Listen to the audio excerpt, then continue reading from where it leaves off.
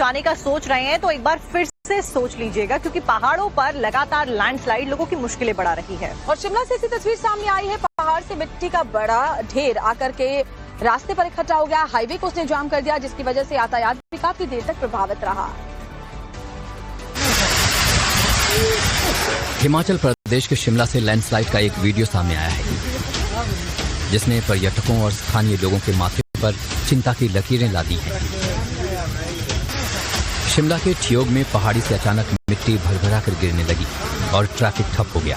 हालांकि गनीमत रही कि इस लैंडस्लाइड की चपेट में कोई नहीं आया। किनारे पर खड़े लोगों ने इस हैरान करने वाले वाकये को अपने कैमरे में कैद किया।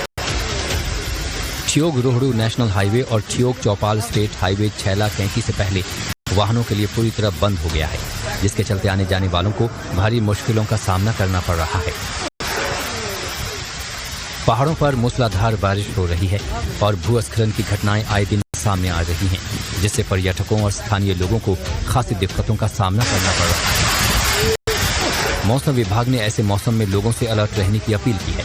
फिलहाल हाईवे से मलबा हटाने का काम जारी है, लेकिन खराब मौसम के चलते मलबा हटाने में दिक्कतों का सामना करना पड़ रहा है।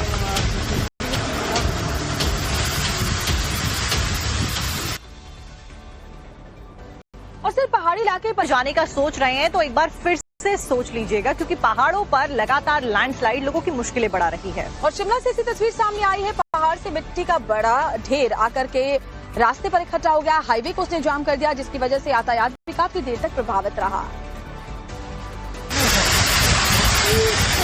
हिमाचल प्रदेश के शिमला से लैंडस्लाइड का एक वीडियो सामने आया है, जिसने पर्यटकों और स्थानीय लोगों के माथे पर चिंता की लकीरें ला दी हैं।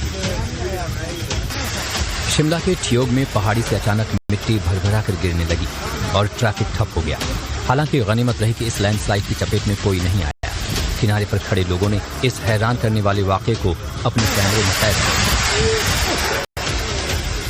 ठियोग रोहडू नेशनल हाईवे और ठियोग चौपाल स्टेट हाईवे छैला कैंची से पहले वाहनों के लिए पूरी तरह बंद हो गया है, जिसके चलते आने जाने वालों को भारी मुश्किलों का सामना करना पड़ रहा है।